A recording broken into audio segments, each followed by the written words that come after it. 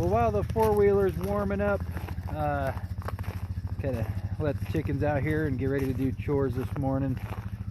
Anyways, I just wanted to say sorry about not making very many videos lately. It's been very busy, and I just haven't quite mastered being able to video myself all the time. The videoing really isn't as difficult as my least favorite part is the editing and uploading. Using just my phone, it seems to take a lot longer than if I probably had a really nice computer or something to do all that stuff on.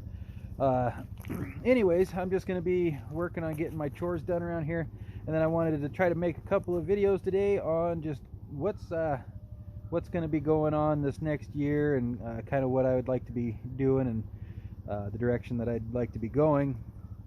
Also, we are back into milking our cow, and I was thinking of making a video on our milking process with her, and then just had a couple other ideas of where I want my channel to go and what I want to be focused on. So let's just get to work, and we'll talk about that stuff here in a little bit.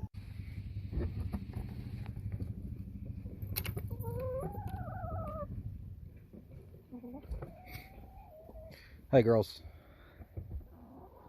You guys act like you want something, huh? Alright, I'll be there in just a minute.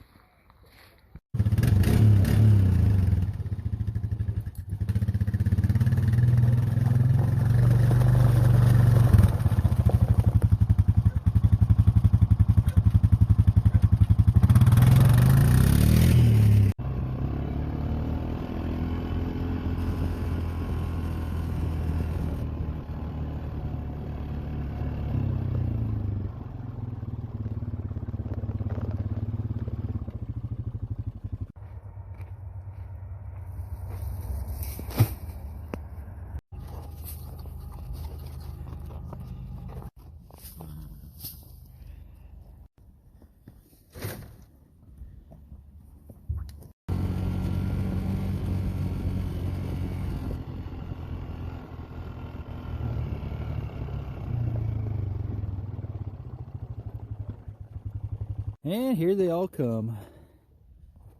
Go ahead and get this going here.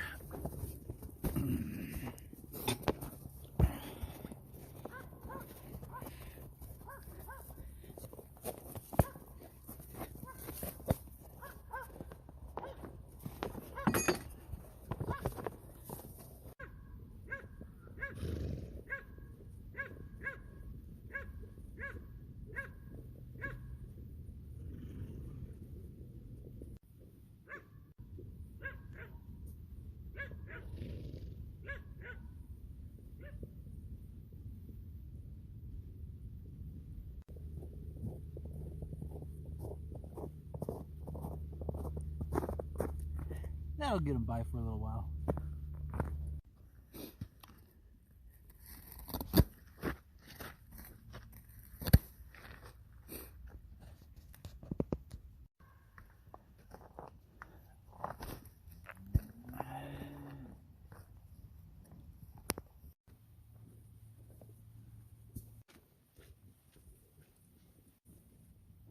Just real quick, you might be wondering what I was just doing there, cutting the strings with the horseshoe on the bale.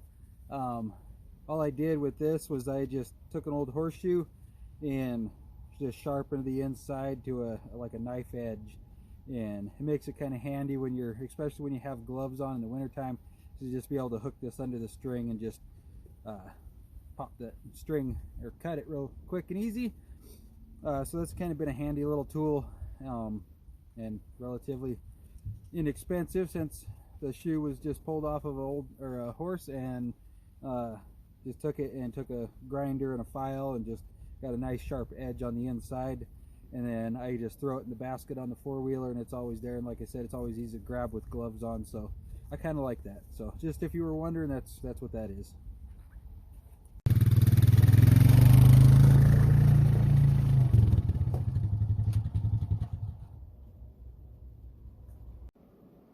So while chores are done and got the hose and the troughs outside, filling up troughs. Figured I'd sit down and talk about a couple of things that are important to me, kind of like what I would like to do with my channel. And one of those things is honoring God with what I do, and glorifying Him with what I have. And you know, we wouldn't have this place if it wasn't for Him. We wouldn't be doing what we do if it wasn't for Him. So with that being said, I was in the middle of, or I guess I actually finished reading Isaiah, and when I finished reading it, it was kind of neat how it all ended and tied things together for me. But throughout the book of Isaiah, God really, or He makes it very clear that He is the only God, that there is no other. And when I read that and I got to the end of the book, I thought of air. It's like, is air real? We can't see it, but you know, if we really pay attention and we look at it, you know, there is a, you know, biological explanation to air. We can see the chemical makeup of it. We can actually take the time to look at it really close and study it and realize that air is there, that there is proof that it exists, and we need it. Without air, we don't exist. We can't live. And you know, we could even, let's say, try to make fake air or make a different air. It's impossible. It won't happen. It doesn't work. And you know, if we make up air that isn't real air, it does nothing for us. And God kind of put that in the book of Isaiah, that without Him, it's impossible to live or have life. And so I was kind of just tying those two together. And it's interesting too, as I was thinking of it that way, is like, we can see pollution in the air, right? So it's just like God's word. This world will pollute who God is, and pollute His word, and pollute His truth. And you know, we should desire the same thing like we do our air. We want clean, fresh, pure air.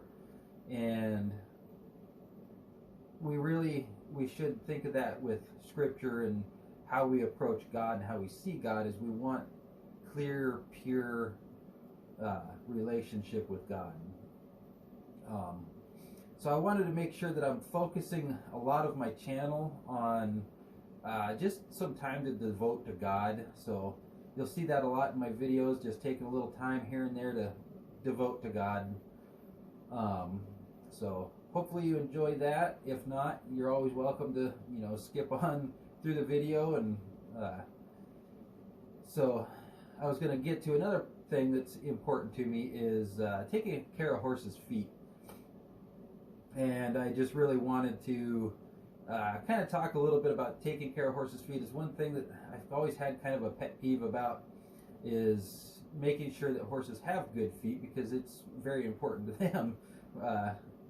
What is the horse without its feet? And so I think it is very important for people that own horses to always have that on their mind, is to, you know, take care of the whole animal. And one of those things is making sure that the feet are trimmed and taken care of. And so I was just going to kind of go over a few little things about trimming and just the tools to get started. All right, so just real quick, just wanted to go over a few things that, you know, I bought these probably a good 20 years ago, and these are Mustad 15-inch nippers. When it comes to nippers, don't go cheap. Spend a little bit of money on them. You'll thank yourself for that later. The real cheap nippers, just, they don't have a real nice cutting edge, and you'll quickly find out that they're really hard to work with. When you have a good pair of nippers, it makes everything so much easier, and you get such a nicer cut. It makes it so much easier to trim horses. So these are Musteds. GE's a really good one. I'm sure there's a few other out there that are, you know, pretty decent. And some of your really cheap stuff would probably be like Diamond, and so on, that are just not really worth the money, in my opinion.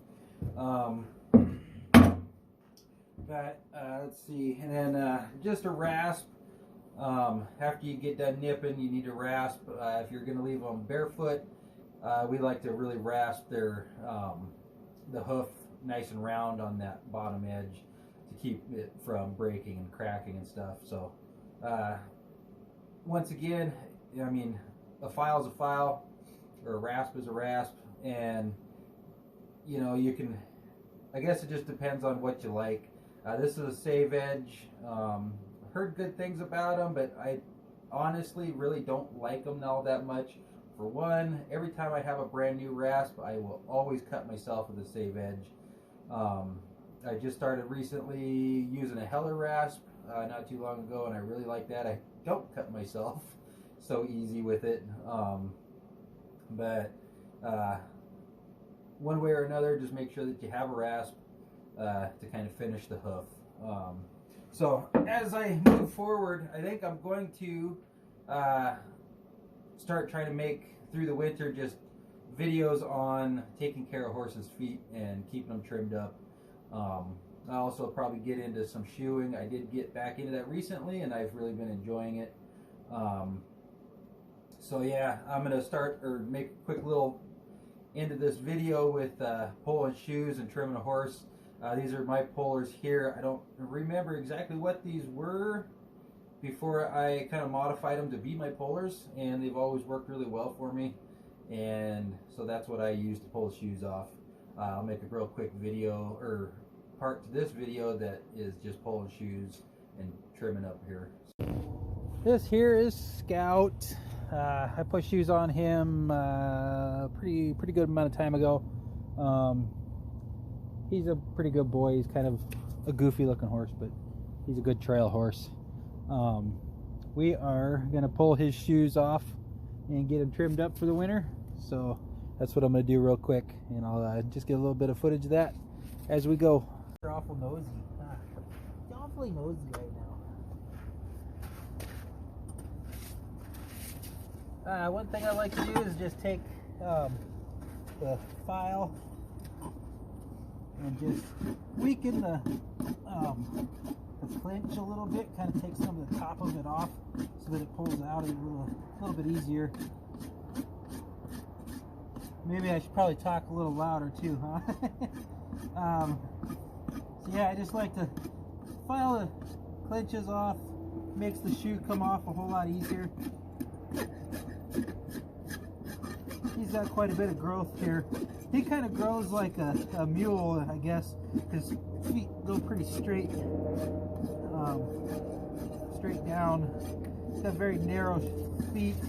I actually put hind shoes on his fronts just because I couldn't get fronts to fit him.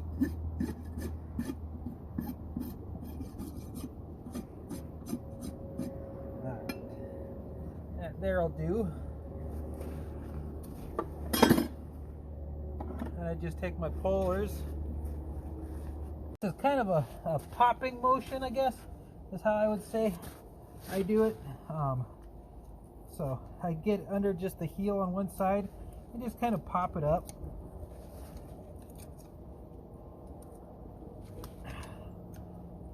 And I just kind of, I like to work one side off first, and then I'll grab the other side real quick, and it'll come off pretty easy. Yeah, just so you can see the shape of that, I had a hind shoe that I just narrowed it down quite a bit. It actually fit his front feet pretty well. So I definitely think he would be a horse that would be a little easier if I had a forge that I could actually manipulate and shape the shoe correctly to fit his feet really well.